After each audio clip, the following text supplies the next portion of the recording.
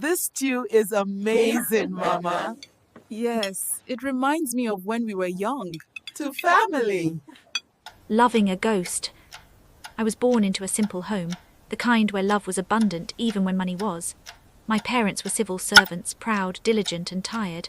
They made sure we had food, school fees and Sunday rice, the basics. Nothing more, nothing less. I was the last born, the baby of 5, the one everyone shielded. And I promised myself I would never live like that. Then came university, noisy, hopeful, full of dreams and cheap noodles. That's where I met Richard. It was my final year. He wasn't rich, but he had a heart that could light up a city.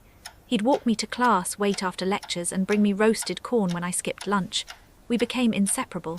Even during our service year, he was still there, steady, gentle, familiar. He proposed more than once, but I couldn't say yes.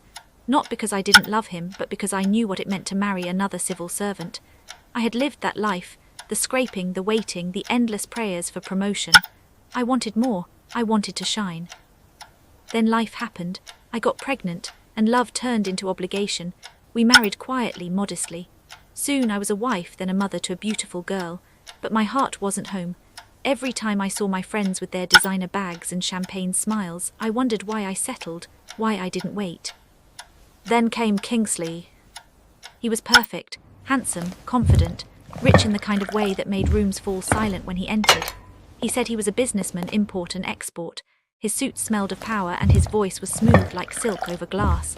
Kingsley didn't ask, he gave. Cars, trips, jewelry, everything I had ever dreamed of. For the first time in my life I felt seen, not as a burden or duty, but as a woman worth worshipping. So I left Richard, left my daughter. I packed my dreams and followed Kingsley into the life I thought I deserved. France, the Caribbean, the US, my life became a movie. Champagne breakfasts, private jets, diamond-studded evenings. When we returned to Nigeria, Kingsley's mansion was paradise. Marble floors gleamed like mirrors. Chandeliers dripped in crystal. Fountains danced to music. The rooms smelled of jasmine and wealth. Servants bowed when I entered.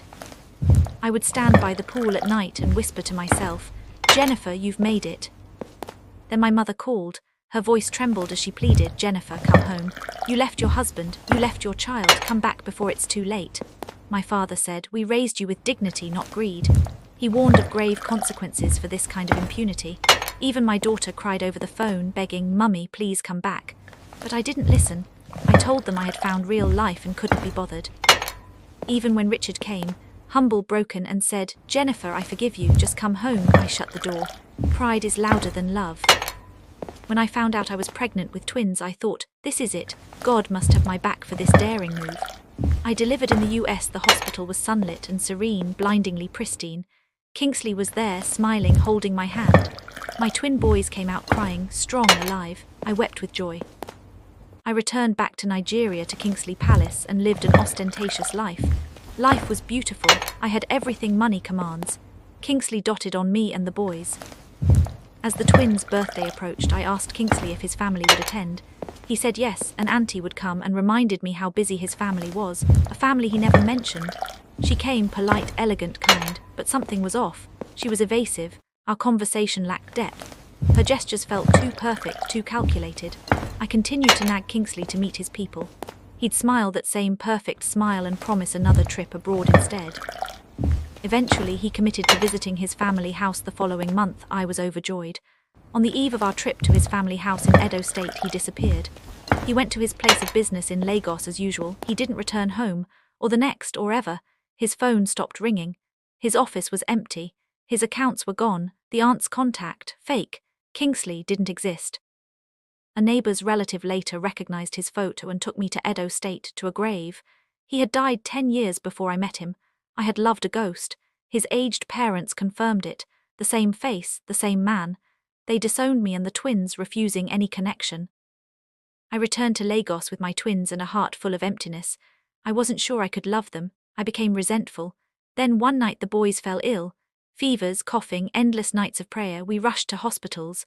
Doctors found nothing. Prophets prayed. Still nothing worked. Their bodies weakened before my eyes, and I screamed until I had no voice. Within 14 months they were gone.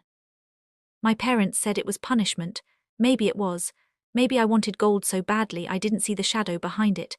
Sometimes I still hear his laughter, soft, distant, echoing in the dark. And I wonder, did I love a man or a spirit sent to teach me the price of greed? When you trade love for luxury, you might just wake up with diamonds that vanish at dawn. Richard, though hurt, said he would give me another chance. Maybe God will too, but things never remained the same. My daughter, though a toddler, had become independent of me. In all of this I could not forgive myself. My heart kept nagging at me that I had slept with a ghost. I found a private school in my neighborhood and began to teach. I learned the hard way that there's dignity in labor, and not all that glitters is gold. If you liked this story, please like, subscribe, follow and share.